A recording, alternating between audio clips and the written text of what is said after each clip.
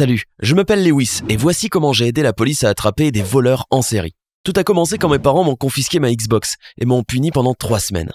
Je n'avais pas le droit de jouer à des jeux vidéo ou de sortir avec des amis. Ils voulaient que j'étudie non-stop parce que j'avais de mauvaises notes dans toutes les matières à l'école, sauf peut-être en français. Et comme s'ils l'avaient fait exprès, ils me l'ont confisqué juste avant la sortie du nouveau jeu Assassin's Creed. C'était dommage, mais rien n'aurait pu m'empêcher de faire ce que j'aime le plus au monde. Donc naturellement, je me suis tourné vers mon meilleur ami, Stanley, pour obtenir de l'aide. Et comme toujours, il ne m'a pas déçu. Non seulement il avait le jeu, mais il était aussi malade, alors ses parents l'avaient laissé rester à la maison pendant quelques jours. Tout coïncidait parfaitement. C'est du moins ce que je pensais. Alors ce jour-là, je suis allé chez Stanley à vélo. J'étais pressé et j'avais déjà la tête dans le jeu quand, tout d'un coup, j'ai entendu des coups de feu et des cris. J'ai vu plusieurs personnes sortir en courant de la boutique d'un prêteur sur gage qui était juste devant moi. Heureusement pour moi, il y avait une benne à ordures à proximité où j'ai pu me cacher. De là, je pouvais mieux les voir. Ils ressemblaient à des voleurs typiques avec des masques, des armes et tout. Ils essayaient de cacher de l'argent dans leur sac, mais quelques billets sont quand même tombés par terre. Ils étaient paniqués et je m'en suis vite rendu compte. Je n'ai pas bien vu la voiture dans laquelle ils montaient. Je n'arrivais pas à voir clairement de ma cachette, alors j'ai attrapé mon téléphone et j'ai essayé de les filmer. Les voleurs étaient presque partis quand j'ai enfin pu capturer leur voiture. Ce n'était qu'une vidéo de 15 secondes, mais j'espérais qu'on allait bien voir la voiture. Après ça, j'ai filé directement chez Stanley. Je n'étais pas sûr si les voleurs m'avaient remarqué ou non, mais je n'ai pas pris le risque. Je lui ai tout raconté et je lui ai montré la vidéo. On voyait assez bien le numéro de la plaque d'immatriculation. On avait complètement oublié le jeu, on a parlé pendant des heures et on n'arrivait toujours pas à décider si on devait en parler à quelqu'un ou pas. Finalement, on a décidé qu'il y avait probablement des caméras de surveillance et que la police pouvait se passer de moi ou de mon enregistrement. On ne voulait pas non plus que nos parents l'apprennent et nous fassent une crise de nerfs à ce sujet. 3 semaines se sont écoulées et ma punition a pris fin. Mais ce n'était que le début de ma souffrance. Le cambriolage semblait être la seule chose dont les gens parlaient. Partout où j'allais, j'entendais quelque chose de nouveau à ce sujet. Et chaque fois, j'avais l'impression d'être un vrai crétin. La police n'avait toujours aucune piste et a demandé aux témoins de fournir des informations. Le propriétaire du prêteur sur gage, Monsieur Stevenson, avait été blessé par balle et sa femme avait fait une crise cardiaque. Tous les deux étaient encore à l'hôpital. Ils ont aussi dit que ce n'était pas le premier vol et que la police les recherchait depuis plusieurs mois déjà. Après une longue bataille avec ma conscience, j'ai finalement décidé que je devais parler à la police de la vidéo et de la voiture. Le seul hic, c'était de trouver un moyen de le faire sans attirer de sérieux ennuis.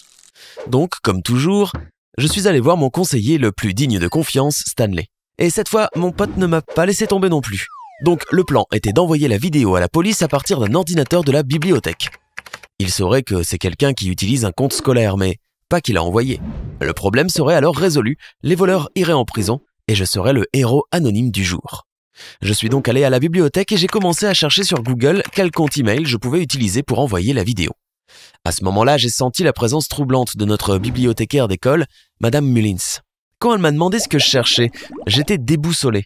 Je n'avais pas préparé de bons mensonges à l'avance, alors j'ai dit la seule chose à laquelle je pouvais penser, le vol du prêteur sur gage. C'était une énorme erreur, car elle m'a bombardé de questions. Je paniquais et ça s'est probablement vu parce qu'elle m'a demandé si je me sentais bien. C'est tellement horrible ce qui s'est passé, vous voyez, le cambriolage. Pauvre Monsieur Stevenson et sa femme. C'est affreux, c'est tellement affreux. J'ai tellement peur qu'ils n'aient pas encore attrapé les voleurs. Et s'ils avaient cambriolé l'école, ou la bibliothèque? Vous avez pensé à cette possibilité? La connaissance, c'est le pouvoir, n'est-ce pas? Et les voleurs, c'est ça qu'ils veulent? Je n'arrêtais pas de dire des âneries pour me sauver la vie. Je disais des trucs au hasard espérant qu'elle me croirait et me laisserait tranquille. Je suis sûr que non, mais elle m'a quand même laissé faire mes recherches. J'ai donc rapidement rédigé le message, joint la vidéo et signé anonyme. Puis je me suis faufilé hors de la bibliothèque pour éviter un autre interrogatoire et je suis rentré chez moi.